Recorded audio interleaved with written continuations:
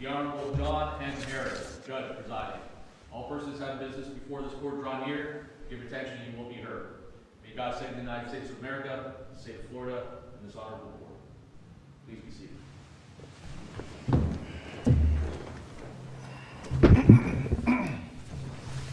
Good morning. Welcome to an oral argument session of the 5th District Court of Appeal. As the marshal indicated, I'm Judge Harris, joined on the panel this morning by Judge Eisnagel and Judge McIver. Just a reminder to you all, the proceedings today are being recorded. They're also being live streamed on YouTube. If you have any your cell phones or any other noise-making devices on you, please go ahead and make sure those are silenced or turned off at this time so they don't interrupt the proceedings. Two cases we're going to do here in the courtroom today. The first one is case 22-2254, Carol Albert and Stephen Albert versus Deanna Woodall.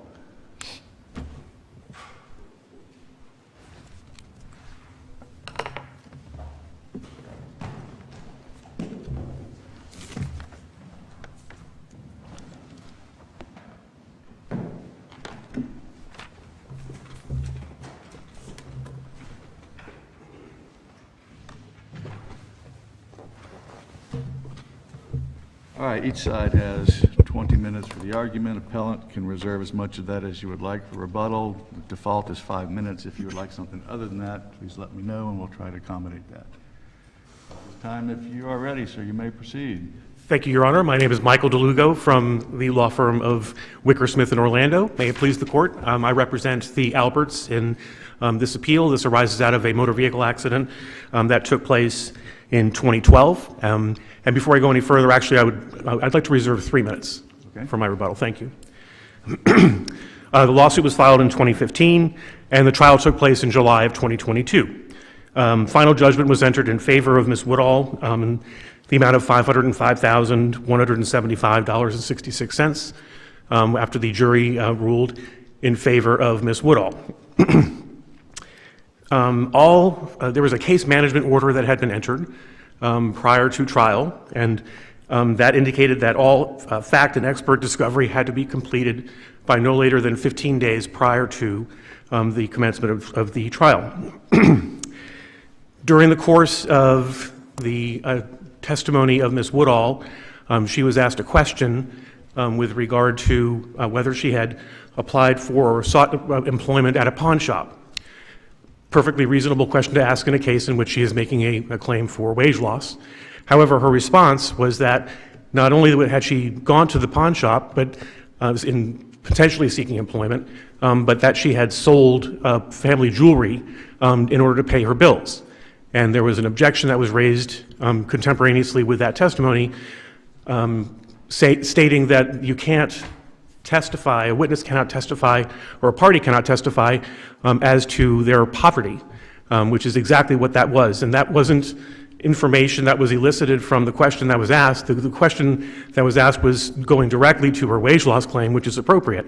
But she responded by testifying that she was actually pawning her family jewelry in order to pay her bills. And so that was inappropriate, and that was timely objected to. At the beginning of, or during the course of trial, counsel for Ms. Woodall announced that she was withdrawing one of her witnesses, Dr. Bohm. The trial went forward from that point on. And then later in the trial, the counsel announced that he was considering actually playing the testimony of Dr. Bohm's deposition in rebuttal. And there was an objection that was raised to that. And ultimately, the trial court ruled against the defense and allowed the video deposition of Dr. Bohm to be presented. The first issue that was raised in appeal goes to testimony that was elicited from Dr. Nizam Razak, who during the course of cross-examination had confirmed that he had not reviewed a 2013 EMG radiology study or nerve conduction study, and that if he had been presented that, he would have reviewed it. That was all that was elicited during cross-examination. Then during the course of redirect, Ms. Woodall's counsel excuse me, sought to elicit testimony from Dr. Razak by actually allowing him to review the EMG study that he had not reviewed prior to trial. And there was... 2013 one. That's correct, yeah, that was a mistake in my brief. That was not, I referenced a 2010, and Ms. Woodall's counsel corrected me on that. That was a 2013. In evidence. That is correct. It was in evidence, but Dr. Razak had not reviewed it prior to trial. He actually reviewed it on the stand and gave testimony during the course of redirect where counsel asked him whether the review of that 2013 EMG study had changed his opinions, and he said, no, my opinions remain the same. So in effect, Dr. Razak was allowed to review the EMG study during the course of trial and then was allowed to bolster his testimony that he had given. And that is inappropriate under Binger versus King Pest Control. You can't have experts or testifying witnesses reviewing things, or radiology studies specifically, that they had not reviewed during the course or prior to trial, prior to their depositions. The idea of... Well, they can't do that if it changes their testimony. Does Binger apply if it just bolsters their testimony? It does, and the Gorin Gold case stands for that proposition. I'm sorry, Gorin Gold. It apply, and I think that's the arguments on either side in this case is that Ms. Woodall is saying, well, it didn't change his testimony, so how are you prejudiced? And our response is, Gorin Gold doesn't just stand for the proposition that you can't show a witness new radiology studies that will change their testimony. You also can't use that newly reviewed evidence to bolster their testimony. And both the Gorin Gold case and the previous case of the 4th District in Grau versus Branham both specifically use the word bolster. You cannot do that in order to bolster witnesses' testimony. And so that... So, counsel, you don't have a problem with the fact that it was reviewed during trial and then the statement that this doesn't change my analysis at all. That's fine, right? No, that's not fine. My point is... Maybe I misunderstood. Didn't your side introduce this issue during the examination? In a very limited way. Right. I understand. But you raised it, right? That is correct. And why'd you raise it? We raised it because we wanted to point out the fact that the witness had not reviewed all of the relevant radiology studies. You thought it went to the credibility, right? Of Correct. The witness, right. So at that point, once you raise it, this is not a situation where you're just silent on the issue and then they go and say, hey, let's throw in something else that they don't know is coming. I mean, you teed this up in a way. We did tee it up, but this is not a case of invited error. This is a case where we simply confirmed with the witness that he had not reviewed the EMG, and that was it. Mm-hmm. That was the extent of it. So that does not open the door to allowing the other side Why doesn't that open the door? Because all we're doing is establishing that he had not reviewed it. Right. And that's for the purpose of for the purpose of saying that our witness going has to credibility. Right. Correct. So I guess at that point, when you sort of go down that path, at minimum, why is it inappropriate for them to say, okay, we'll take a look at it. Does it change your opinion? Because that goes against the Gorin Gold opinion, that goes against Grau versus Branham, and ultimately it goes against Binger, because Binger prohibits witnesses from reviewing new things. I don't think Binger is directly on point, is it? I wouldn't say it's directly on point, but right. the whole basis of Binger is no, you can't have surprise at trial. And surprise specifically, that would prejudice. Did one side sort of introduce the issue and tee it up, and then the other side simply responded? Is that what happened there? Well, what our argument is that we have a right to argue to the jury that the plaintiff's witness did not review this particular piece of radiology, this EMG, and our witness did. And therefore, our witness's testimony is more complete. And that is something for the jury to consider as they are deliberating. And we have the right, when we're going into trial, knowing that Dr. Razak had not reviewed the EMG, to present that to the jury and to make that argument in closing. And that the trial judge's ruling took that away from us. And that was something that, that was a trial strategy that we were going to present. And in the middle of trial, that was changed. That changed the landscape of the trial. And that's what Binger prescribes. And so I'm not saying that factually Binger is right on point. I'm saying that the whole point of Binger in a general sense is that you cannot have surprise at trial. You cannot have a trial by ambush because that prejudices the other side. I guess I just, Sir- go ahead. I'm sorry, I didn't get this from the record, but how long did Dr. Razek spend reviewing the 2013 EMG? It's not clear from the record. It's one of those where the transcript says the document is handed. Was he sitting there on the stand for an hour reading the thing, or was it a cursory review? I don't know the answer to that. I don't think the record really clearly establishes that. So I can't sit here and say it was 5 minutes or 60 minutes or 30 seconds. I just don't know.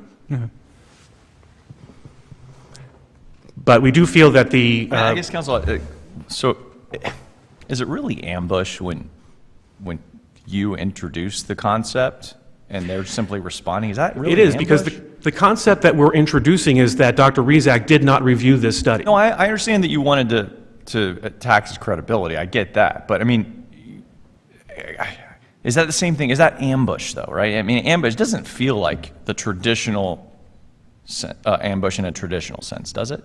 It does to me, because the witness is reviewing something for the first time at trial. He certainly had access to it. Counsel could have given it to him during the course of, during the 5 years or however long this case had been pending prior to the case going to trial. I mean, let's take a situation like this. Let's say, sometimes cases have massive, massive records, right? And there are just thousands upon thousands of documents. What if one side just says, well, let's go find a document in the record, in this massive record, that's completely irrelevant to the opinion, but we're going to make a big point that this expert didn't review it. Are you telling me that then when on the other side they can't say, look at this document, is that irrelevant? That's entirely irrelevant. It doesn't change a thing. Doesn't that, what you're telling us, doesn't that open the door to that sort of gamesmanship? And if not, why not? Because the key word in your hypothetical is irrelevant. This was relevant. This was a document that... No. So you would say, well, the difference is if we can establish that the document is entirely irrelevant, okay, then the rule you're proposing wouldn't apply. If it's No ambush. if it's entirely irrelevant, then I would agree. However, in this case, Dr. Rezak looked at the document and used that review during trial to bolster his testimony, and that is where we feel that the trial court abused her discretion in allowing that to happen. This was not a completely irrelevant document. This was a document that our witness relied on, and that we... So it's not so you're not proposing a bright line rule. I'm not proposing... We would need to look at the document and say, well, I mean, how relevant is this document, right? I don't Some feel... documents are very relevant, some are a little relevant. Where would we... I'm not proposing anything new. This is something that the Gurren-Gold and Grau versus Branham courts have already said, that you can't have witnesses... Hold on. They said that irrelevant documents are fine to review for the first time at trial and opine on, but No. relevant documents are not? They said that? No, they did not say that. I don't think there's any case that I'm aware of I'm not aware of one either. that talks about showing irrelevant documents to witnesses in an attempt to impeach them or an attempt to discredit them. But that's not this case. This case is different because this EMG is relevant, and in fact, Dr. Rezak said that this confirms his opinion, which in effect has the effect of bolstering his opinion. And so we feel that the trial judge's allowance of that happening constituted an abuse of discretion. The other two issues... Does it really bolster his opinion in the manner in which you were impeaching it? You were saying you didn't look at the 2013 EMG. Ours did. Our expert is more thorough. They looked at all of the information. You didn't look at all of the information. If you just did it right here on the stand, aren't you still making that same claim that in his initial formation of his opinion, he didn't review all the material? How is your impeachment undercut by that? We have a right to know going into trial who's reviewed what and what arguments we're going to make. And the witnesses can't change the playing field during the course of trial. I assume you knew, or you wouldn't have asked him if he had reviewed it, right? You don't ask the question you don't know the answer to. That is correct. Trial counsel knew the answer. So you weren't being blindsided? No, we weren't being blindsided until the judge allowed the witness to cure the problem. So that's the issue in this And case. does he cure the problem when the problem that you're laying out is you weren't fully prepared? Your opinion was not based upon all of the facts when you gave it. And our position is you can't fix that during the course of trial. And that's what, in a general sense, that's how Bingham applies, and that's what the Goren-Gold case stands for. And Goren-Gold, even though the Goren-Gold case is distinguishable in the sense that it was a new opinion that was generated as a result of the review of the radiographic study, our position is that whether it's changing your opinion or simply bolstering your opinion, it makes no difference. It's not Let me change allowable. my hypothetical a little bit. What if, in this 20,000-page record hypothetical case, right, let's say there's 1,500 pages of relevant stuff. We don't expect an expert to review. What if they review 1,499 of those pages, but one of the pages that is relevant, they don't review? Are you allowed to go and just pound them during trial for not reviewing this one relevant document, and they're not allowed to then look at it and say, hey, this is the same thing as all the stuff I already heard. This doesn't change a thing. Why can you do that, and they don't get a chance to take a look at it? That's all about getting prepared for trial. So essentially gamesmanship is what we're looking for here? No. We're not looking for gamesmanship at all. Is that not gamesmanship? No, it's not, When you pick out Your Honor. the one document that's relevant that they didn't review? I think your hypothetical is a little bit extreme. And Well, it's it not may be, but lawyers can sometimes be extreme, counsel. That's true. Hopefully not appellate lawyers, but I know trial lawyers sometimes are. But it is our position, even in your hypothetical, if there is one page out of 1,500 that the witness did not review, then the other side should be able to point that out and make that argument to the jury. And Without response. And it should not be curable during the course of trial. That's what Goren-Gold stands for. That's what Grau versus Branham stands for. And that's what, in a general sense, I realize that Binger is not on all fours, but the general idea is that you cannot have surprise at trial. And that was a surprise because the witness had not reviewed the document prior to trial when he had the opportunity to, but counsel did not give him that record. You can't fix that during trial.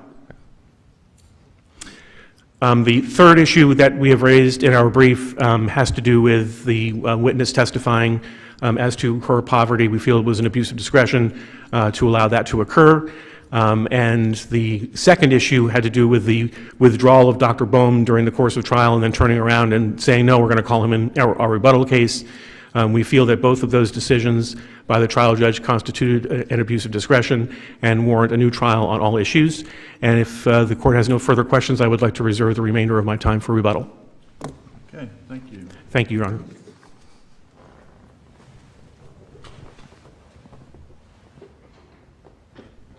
All right, counsel for Appellee, you may proceed. Thank you, Your Honor. May it please the court, Richard Dellinger and Michelle Stein, Logan Young, on behalf of Deanna Woodall, the appellee in this case. Your Honors, this case was tried over the course of 5 days. It took 8 years for my client to get to trial. It was tried in front of the jury from July 11, 2022 through July 15 of 2022, and the jury reached their verdict. The EMG study that has been discussed in detail today was stipulated into evidence. It was Exhibit 13 that was stipulated and agreed to by all parties. Why is that relevant, counsel? I mean, if the expert didn't rely on it, why does it matter that it was in evidence? Because the expert was being asked to comment on something that was already in evidence. In this case, there's no surprise. It's the Binger factors. You know, well, except for that, I mean, it wasn't part of the expert opinion that they thought they were going to get, right, walking into trial. Yes, it was not part of the expert opinion. In fact, he testified consistently with what he had told, what Dr. Razak had told the appellants that he would testify during deposition. In that regard, this is completely consistent with Binger. On direct examination, the Dr. Razak testified completely consistent with all the disclosures to date, with all the discovery to date, and there is no Binger violation, there's no discovery. The key distinction between this case and the Goren-Gold case and the Grau case. In the Grau case, there were medical examinations that were done during the course of trial, and the witness in that case testified at trial for the first time in direct examination about 2 medical examinations that he did during the course of a medical malpractice trial. Brand new evidence during direct examination. Different here. This was raised in cross-examination and then addressed during redirect examination.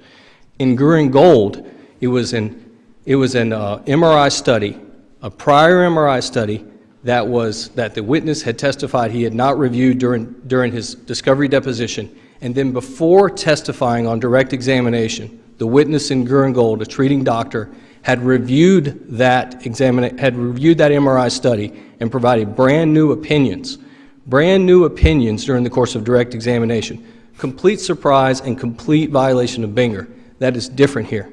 In direct examination, the witness stayed away from that prior EMG study, even though the EMG was in evidence. He completely stayed away from it. And when the defense raised that issue, when they raised that issue in cross-examination, we objected because it had not been addressed. When the objection was overruled, the witness was allowed to testify about it, and so we then asked him about the document that they raised. The Binger factors requires surprise, unfair gamesmanship, something new. That's not the case here. They raised it. They brought it on themselves. They brought up the issue during cross-examination. If you put a witness on the stand, he testified completely consistent with all his disclosures, everything that's required by Binger, and there's no unfair surprise to them, no violation of Binger. Your Honor, during the course of this trial, all of the witnesses that testified have been deposed, and over the course of 8 years, they had an opportunity to get all the opinions. Dr. Boehm had provided a discovery deposition before his trial deposition was taken, and that trial deposition was presented to the jury by agreement. By agreement. The defense lawyer in that case, the defense lawyer in proceedings below, indicated that he may object. He needed to, if you look at the record, he indicated, I really don't know, I have to take a look at the authority. That was the full extent of his objection regarding Dr. Boehm's potential rebuttal testimony. That was it. I really don't know. This is on the record, page 4325. 4325. I really don't know. I'd have to take a look at it. Then when the testimony was finally presented in front of the jury, the judge made it clear, Senior Judge Dawn Fields made it clear to the jury that this was by agreement, that this rebuttal testimony was being presented by agreement. Your Honors, that is a waiver. Any argument here that there was some sort of objection was waived at the proceedings below. There's no fundamental error with regard to allowing Dr. Boehm's testimony to be provided to the jury. With regard to the financial status of the parties, the testimony in the underlying proceedings was a single reference to the witness pawning her jewelry when being asked about her wage loss claims. A single reference to the witness pawning her jewelry because she couldn't afford to pay her bills. The Baldamente case has a footnote, footnote 16 in Baldamente. It says, any error with regard to the financial status of the parties is harmless where the record otherwise contains enough properly admitted evidence from which the jury could figure out the relative economic status of the parties. That's footnote 16 of Baldamente. The evidence in the underlying proceeding is that Ms. Woodall drove a Chevy Impala, that the defendant drove an Audi, that Ms. Woodall was a single mother, that she was working 2 to 3 jobs, that she was bartending, that she was doing makeup and waiting tables, and that she was making less than $700 a week. There was a distinction between the parties with regard to their financial status, and because all of that evidence below established it, the footnote in Baldamente would apply. To the extent that there's any error in that single reference to her pawning her jewelry, that would be harmless error under the footnote of Baldamente. And we submit to Your Honor that there is no evidence because that issue was only addressed once in the underlying proceeding. It was a response to a question. There was an objection. The objection was overruled. There was no request for a limiting instruction at all by the defense, and we never raised it again. It never came up. We didn't address it. The appellees Forgive me, I was trial counsel as well. The appellees never addressed this issue at all during the underlying proceedings. At all. Never came up. You make a good point about the documents. Is it fair to show a witness a document that they might have, Judge Eisnagel, you make a good point about the document issue. Is it fair to show a witness a document that they may or may not have reviewed and then try to use that as a weapon against them? And frankly, it's not. In this case, the defense, if you read the record, you can see that we were hamstrung between case law which says if you're going to have a treating doctor testify, you can't provide the treating doctor with all the prior records, because then it would be a violation of the expert rules. Worley, we would violate the expert rules if we did those things. So in this case, the treating doctor just testified about what he had in his file, what he used to treat the patient. And in this case, because they used a document that was in evidence, we had the ability to cross-examine him on it. There was another point that was made.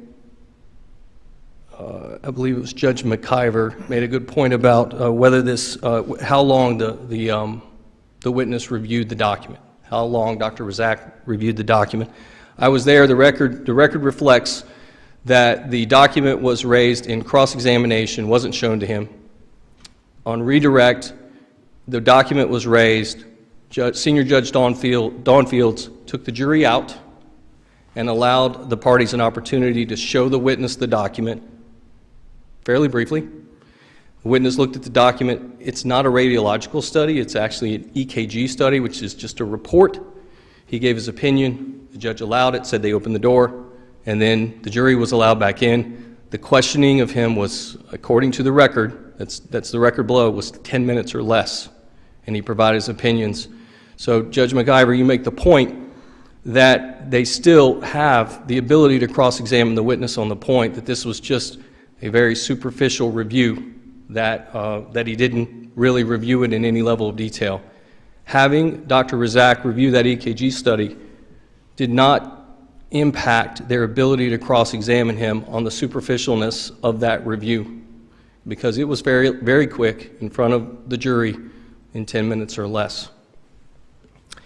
In closing, unless there's any questions, I think I've covered the three issues, but I do want to remind the court of the standard of review.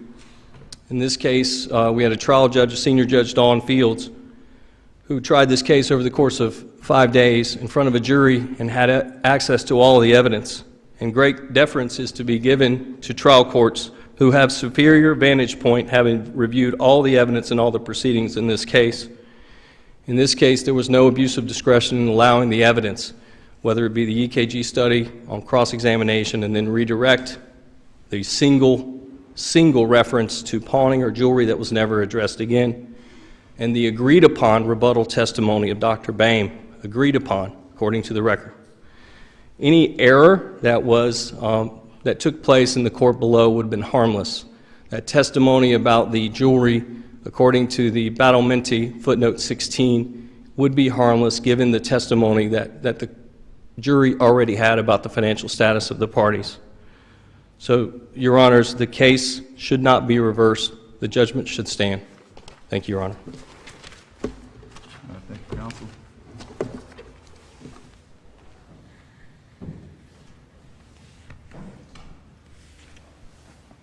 All right, just under 4 minutes. Thank you, Your Honor. I would like to draw the court's attention to the Gurr and Gould opinion.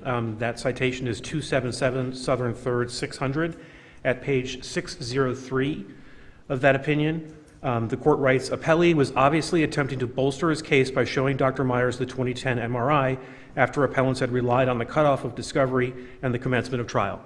Okay, that sentence is clear that it is not just a change in a testimony of a witness by showing them something new that is out of bounds. It is the effort to bolster the testimony of that witness by showing that witness a document that they had not reviewed prior to trial. And so, talking about how, well, Dr. Razak didn't change his opinion as a result of reviewing the EMG during trial is simply misses the point.